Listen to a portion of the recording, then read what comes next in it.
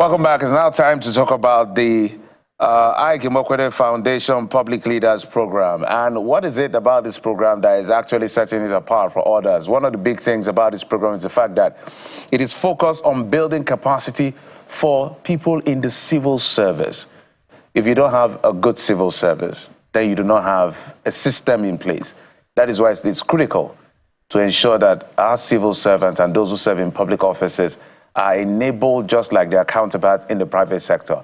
And so we're being joined on the program by the Director of Programs of Aig-Imoukhuede Foundation, Chioma Njoku, joining us from our Abuja studio. Chioma, thank you so much for coming on the program. Thank you. Good morning.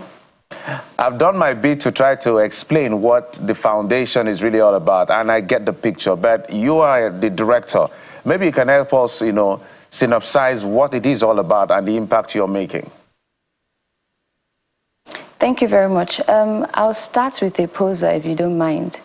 If I were to ask you your feeling or your thoughts about Nigeria and the state of the country, 0 to 10, what rating would you give it?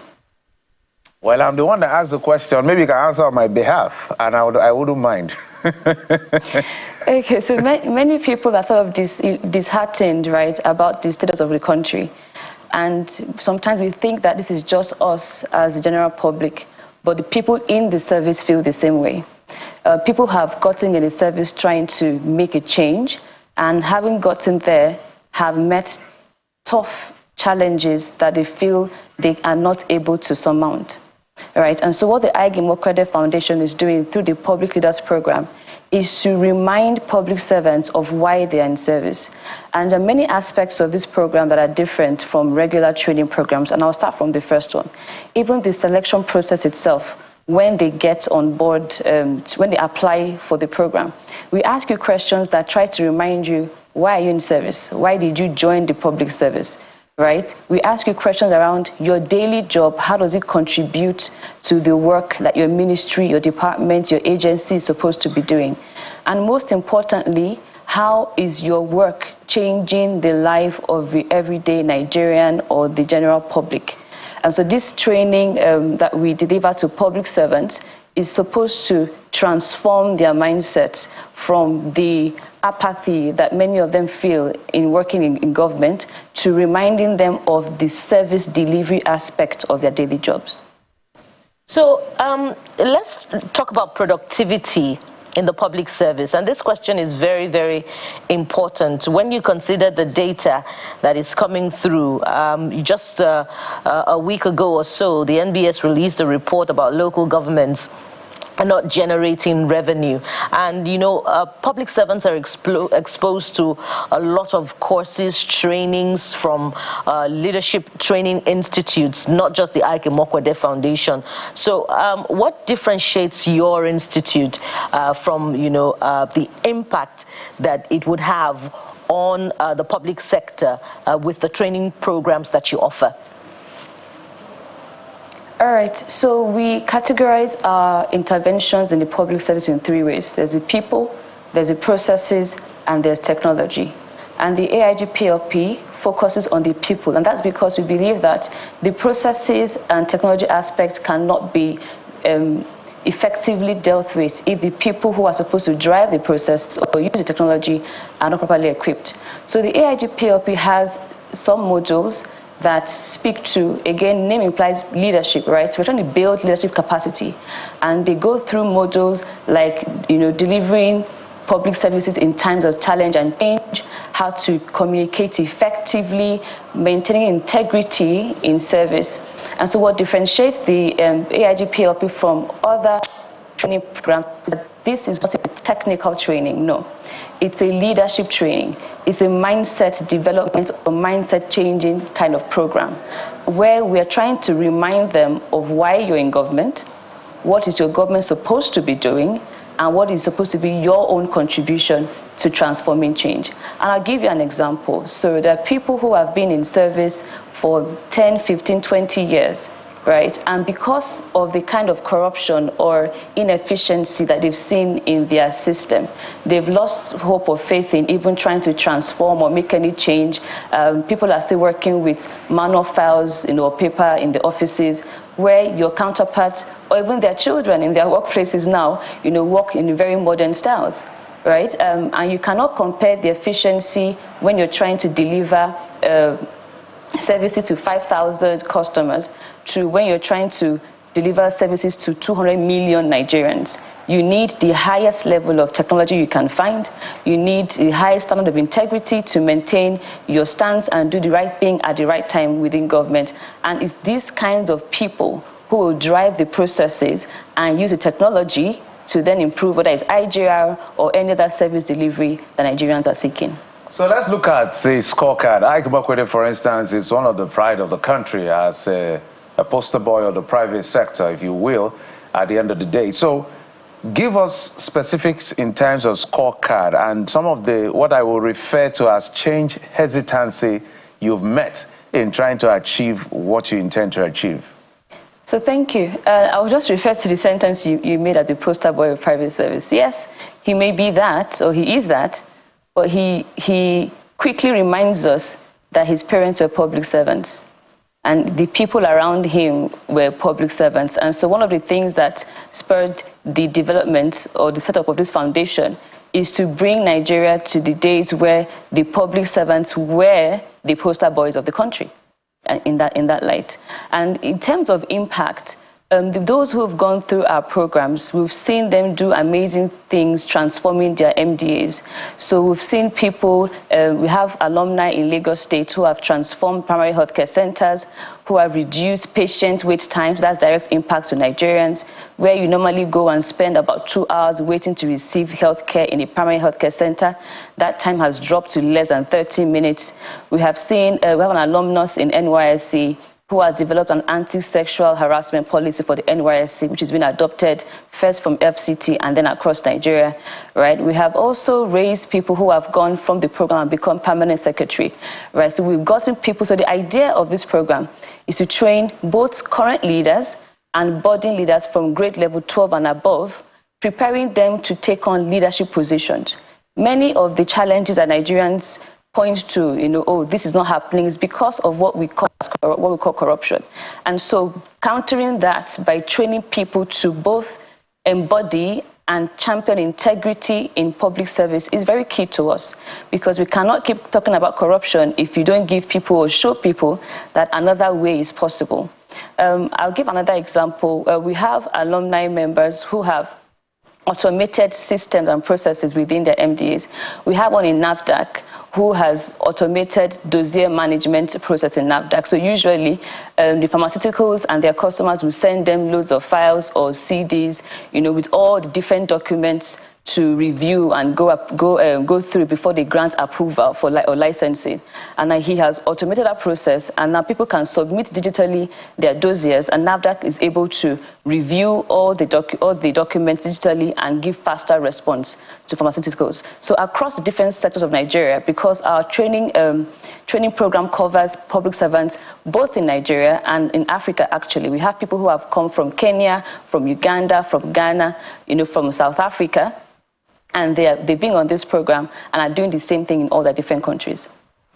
So I'm glad you talked about corruption, and again I'm going to refer to the NBS data, which is quoting that from 2019 to 2023, what public servants used to collect as bribe has slightly increased from about 8,000 or thereabout to 10,000 naira. So public sector corruption is still a challenge for Nigerians, and that also has impact on other issues. So how significant is the program that is offered at Aig-Imoukhuede Foundation to help reduce public sector corruption? And if you could name specifics about how this program has transformed some MDAs, perhaps at the federal level, maybe at the state level as well. Thank you. So the program is one that has, so on the average, we have 70 public servants in a year that we train across ministries, departments, agencies, like I said, in Nigeria and in other parts of Africa. We also realize that we will not see the kind of change you're looking for in 3 months or in 1 year. We call it a marathon. right? In a ministry, you can have 1,000 people. And out of that 1,000 people, maybe 2 or 3 have gone through this program. If they are not the people in the finance at that time, we cannot say, oh, because one person has been trained from the PLP, then this ministry has, entirely been transformed. And so we are trying to build a critical mass of public sector leaders who are growing through the ranks of leadership, and give them 3 to 5 years. They've taken over most leadership positions in Nigeria, and we can't wait to see the kind of transformative projects that they'll be implementing, or the kind of work they'll be doing at that time. But I'm giving you examples of what is happening currently in their different roles. I would also say that they have a course or a program, a module called, where they have integrity sessions. Because corruption is a very endemic thing right now. And in those integrity sessions, they get to discuss the kinds of issues that you're talking about that have happened within their ministries. They get to talk about how it has affected them as people, how they've either been victims, or maybe even in the past, being roped into one of those, right? And because we can't say, oh, they're all saints in government. There are people who have done something in government, but are those who are trying to maintain integrity and make mistakes in the past, but are trying to move forward to a better path. But then they are held back by the guilt of their past. They're held back by the things they may have done before that they don't want to talk about. In these sessions, so that's what's different about this training. It's not a judgmental training. We say to you, we know you're in government, and government has a lot of stakeholders, a lot of things that play out within government. We're trying to let you see that there's a better way to govern. There's a better way to do your job. There's a way that you can make impact in integrity or through integrity. And so in these integrity sessions, they discuss with other colleagues from across ministries, from across other nations, and they see that the challenges they face within their ministries is not peculiar to them. There are other people who are going through similar pressures and have surmounted them and can share tips or share ideas of how they were able to negotiate their way out of those difficult situations. And gradually, we've been able to hear stories of people who have taken different decisions that may have previously tied them into something wrong and are taking a different path. So building leaders who can lead with integrity is very important to us, and we know we cannot transform Nigeria in 1 year. It's impressive to see that somebody is looking at the issue of crisis of confidence within the sector and is doing something about it, which is why this conversation is quite critical. But in advancing it, how do you, or let me put it differently, what are the monitoring mechanisms you put in place to ensure that the people you're advancing this training to within the public sector own the process, own the change, and even are more like, with a religious term now, evangelize this change to other people? So awesome. As part of the program, there's a compulsory capstone project that they have to undertake. And that makes every participant form agent, a change agent. So before you graduate, so in November, we hosted them in 1 week in Abuja. And after that program, they're then made to go back into their ministries, look for a problem that you can solve, look for a process you can transform, what process can you make more efficient through technology, how many people can you train and use all the skills you've gained here. And then they come back in March in the closing ceremony and present all these projects alongside the impacts they've been able to make within their ministries. That's one. Now, post-graduation, they join a group of alumni. So we have the Aig-Imoukhuede Foundation Alumni Association. They join a group of alumni and meet other people who have gone through this program before them, also get to hear about all the transformation that's going on across Africa, and join them to develop the projects within sectors, whether educational sector or health sector, and so on. And we also have a quarterly upskilling where we get more technical. Like I said, the PLP is a leadership training. We then get more technical to say, okay, what projects did you try to implement? What challenges are you facing?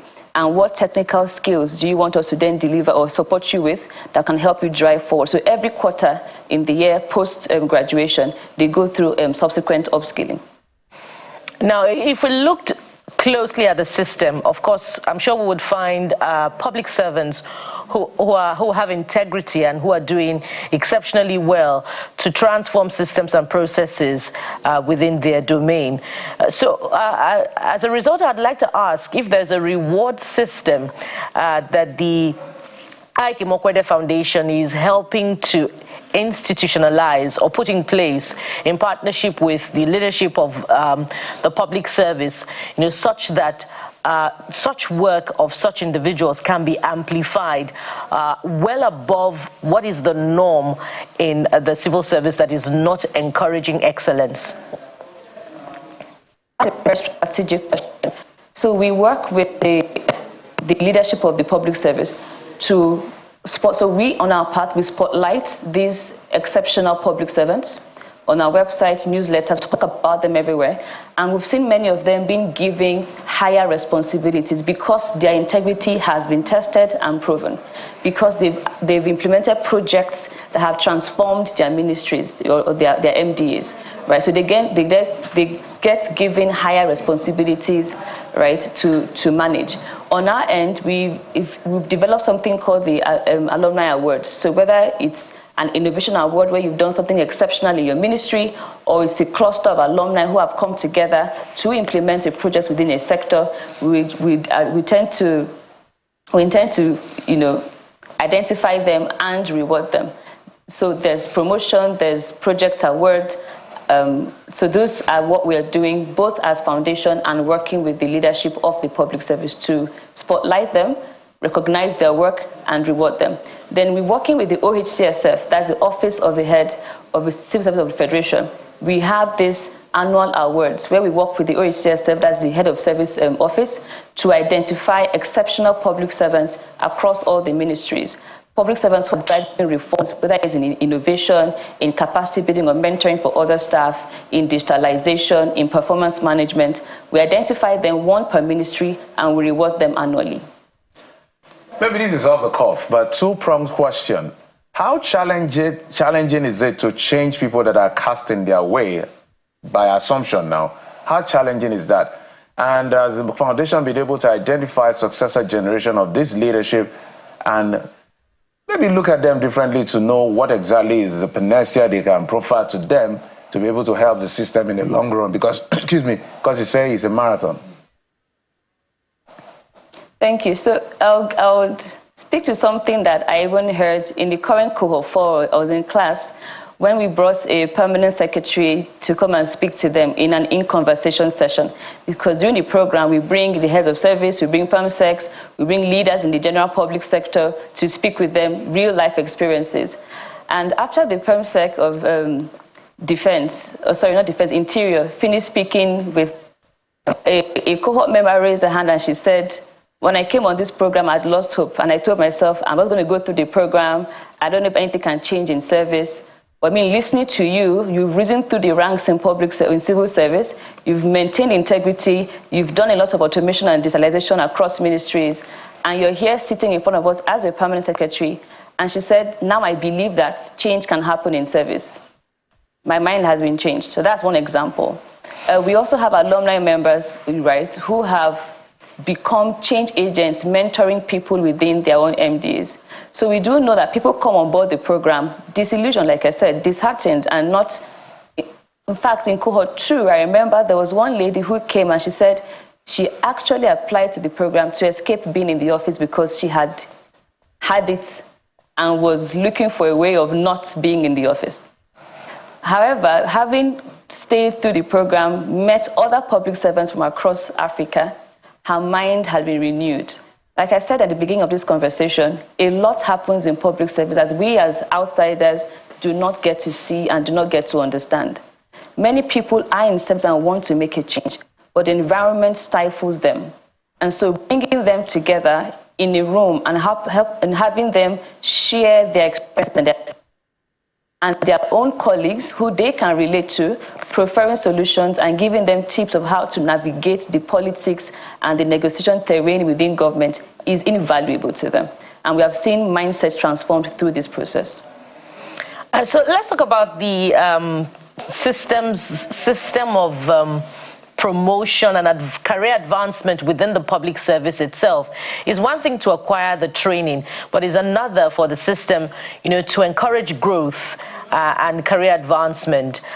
For those who may seem to stagnate because of government policy or for one reason or the other, what partnerships is the Leadership Academy offering with the leadership of the public service to ensure that there are opportunities for growth for members of the public service? So like I said, we have examples of people who have been promoted having finished this program. Right, so like I said, we spotlight them, spotlight what work they are doing, because you get promoted even in the private sector as a matter of competence, not because you spent 5-10 years in an organization. That's not a meritocratic way to promote, right? So people who have done amazing work are spotlighted, are identified, and are given higher responsibilities. People who are also on the program from their own MDAs, maybe HR personnel, right? And having been on the program and learned the importance of integrity and meritocracy in what you're doing, if there's anybody in your department before stifling anybody else's promotion illegally, then they can do something about it. Apart from POP, we have other training programs actually that we run. And on these other training programs, I'll give an example of one director who had staff who has been absent for a very long time. Having gone through the program, she then goes back and says, okay, you know what, you can't be an absentee government official. Either you show up in Abuja or you're dismissed, or you advise you to do what you should do. So all the training programs of the foundation is targeted at building capacity and pushing leaders who have integrity up the ladder. We are not a state organization. We realize that we are not non-profit. But then we work very closely with the OHCSF. We work very closely with the leadership of other MDAs to ensure that these staff are trained rightly, are given the right mindset, are made change agents. We support them also in driving this reform agenda within their ministries and in finishing it. And then with evidence, you can then assign them higher responsibilities. The newly created Ministry of Livestock, we have people on the program who have been moved to that ministry to go and champion its establishment. That's an example of giving them higher responsibilities as a result of their capacity. All right, brilliant work you guys are doing. Chairman Jocko is the Director of Programs at the Aig-Imoukhuede Foundation, and talking about the Aig-Imoukhuede Foundation Public Leaders Program. Thank you so much for coming on the program. Thank you. Thank you for having me. Okay, we'll take a quick break. When we come back, we'll bring you the last leg, or the last leg of the program. Join us again.